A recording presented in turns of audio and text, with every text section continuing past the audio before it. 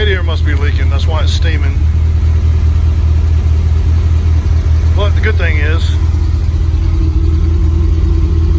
right on 195, so it's not.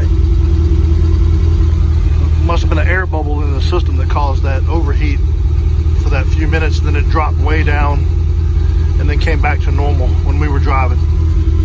But it's been sitting here idling for several minutes and it's staying at 195.